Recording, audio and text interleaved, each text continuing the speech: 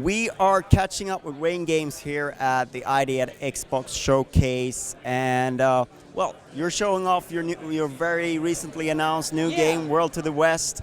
Tell us what kind of game is this? This is an action-adventure game. So, like the previous game, Teslagrad, it's very much about the excitement of exploration, finding things, discovering the world's story. But unlike Teslagrad, we moved from 2D to 3D. We're doing a top-down perspective, and in that sense, we're doing something very different and new, but in the same game universe. All right, so let's jump into the game here. What's going on here? Who's the character, and where are we? All right. So this is Knaus. He is one of 4 characters who play in this game, and he's the strong little kid. So he doesn't really have the opportunity to fight all the big monsters of this world. If you look at this guy over here, he's luckily asleep, but he won't be too happy if he wakes up. So what we can do, in case something happens, I'll just dig myself a little safety hole over here. This is hard rock, so I couldn't do anything with that, but this soft areas over here, which is the lighter parts, here we can make holes. Now we'll see if something happens. That will probably be unwise, so I'll just safely retreat. So yeah, depending on which character you play in this game, it's a very different experience. We tried to make 4 very distinct game styles, and a lot of the challenge with creating the game has been to make a lot of the levels challenging and interesting for all 4 of those styles. So you get to pick yourself who you want to play with in each of the environments? Well, in the beginning of the game, you will be playing with the character that the story sort of sets out for you, in order to be familiar with the characters and familiar with the core mechanics of the world, and also the layout of the world, because it's quite a large environment we're building here. But after a while, in the mid-breaking point of the game, you will be choosing where you go and which character you do things with, yes. And we'll also be returning to previously explored areas to experience them anew. There's like a Metroidvania element to it, perhaps, with environments that you explore with one character, and now you can reach a few different places or stuff like that? Yeah, definitely. I mean, Metroidvania is usually refined for the 2D genre, but it's definitely the same kind of idea, only in the 3D world. So it's not entirely an open world experience, in the sense that an open world you would expect to get to roam the entire world, or at least a large portion of it, right away. But it's sort of sectioned off through the abilities you gain, much like in the Metroidvania. Or also some action adventures also have this sort of built into them. Can you detail the connection between this game and Teslagrad? They share the same universe. What is the connection? All right, so in Teslagrad we ended up with changing the rule of a country that, again, is all about like electricity and magnets and those kind of technologies. And this happens a bit later. So one of the children from one of the characters in Teslagrad is in this, and she has the exact same ability set as he originally had, which is very fun for us, because we get to experience that character all over again in a different sort of perspective, in the sense that when we tilt the angle of the camera and everything becomes top-down, the implication of the same ability set becomes extremely different. It's like the blinking, the short-range teleportation, the fact that you can levitate on magnets, and all our electrical powers become very different when we do this flip. So we have to design a bit around that, but it works as well in this sort of world as it did in Teslagrad. We have touched on a couple of the characters now. Can you detail the other characters that we haven't talked about yet? Yeah, so other than Knaus and Lumina, which is the character from Teslagrad background, it is Clonington, who's the one we're not showing off this time. He's the big, burly brawler.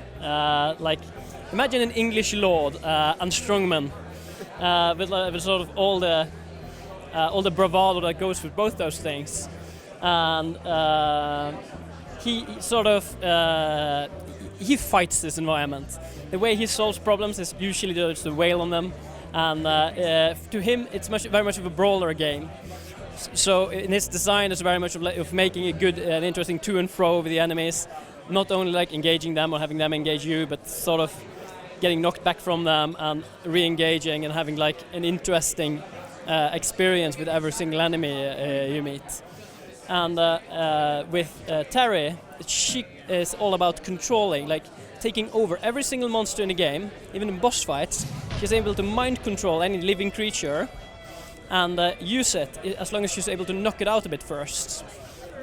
She's able to use it to advantage, both to fetch things for her, to help her move around the environment, even to carry her to areas she wouldn't be able to reach otherwise. Sounds like you have to have very different mindsets when you're playing these characters, because you will be solving puzzles in very different ways. Yeah, I mean, like the strongman, he's not about puzzles at all. We imagine the character being a bit daft, so we wouldn't allow him to think. We feel that when the player is playing him, they shouldn't have to think either. But you know, just bashing on something is one way to solve a puzzle, isn't it? Yeah, definitely. I mean, it is at least a way to solve a conflict. But yeah, there's a very different way, like a character being very avoidant of any problem. You have to just look at it a while and figure out a way around it, or actually solve the problem with what you have. I mean, the character who controls the monsters has to solve the problem with parts of what she has. I mean, her ability set is the widest, but you can only use the parts of her ability that are actually present in the scene to the monsters that are available. She can't bring her own. So yeah, it's a very different way of thinking about the problem. What can you tell us about the art style? It's sort of very stylized. Yeah. What were you going for? So for one thing, we sort of already set an art style in Teslagrad, which was a 2D art style. We knew that we were going to do strong colors and characters with a very clear and different outline from each other. But it's like we like to do things a bit playful as well. We don't in Teslagrad it was our design was to do everything. We wanted to make a dark atmosphere and at the same time have bright colors, because then we were in our version of like the north and the Russian areas. But now that we moved things to more like the American continent, then we needed to make that sort of the backdrop, but we still wanted to keep like the brightness of the characters and the powers in the game. So we had to like sit down and think a lot about how to take a 2D art style that was pretty developed and make that recognizable in a 3D world. So that was a big reason why they did the art the way we did. When you announced the game, you didn't mention any platform. Now, obviously, you're standing here playing at the Idea That we might have been talking to Microsoft. Yeah. We will be on Xbox One. People might have figured that out by now. We will see as we go. I mean, there's a reason we didn't announce things. It's because there are still some moments about this we don't entirely know how it's going to turn out. I mean, for me, I still have some alternative plans of things we might do, and things that might not turn out, or things that might turn out. We know that the game is going to be made. We know it's going to be released on some platforms. We don't know entirely about everything else. I mean, through Teslagrad and what we did with that, we already have like the approvals and all those things, but also a lot of other elements of both delivering the game. And that game eventually made it out to a lot of platforms, so maybe not everything at once, but... Yeah, it took us a while. With Teslagrad, it was PC first in 2013, and then all the platforms one after another, even Vita. And with this, we're looking at a lot of different things. I mean, we have thought about all the platforms, and we have also thought about actually doing tablets, because this, unlike Teslagrad, had a need for precision controlling to a high degree. And doing touch on that was not viable. We did not want to release a game that was not as good as it could have been. It could be very frustrating for players if sometimes you just die without it being your own actual input's fault.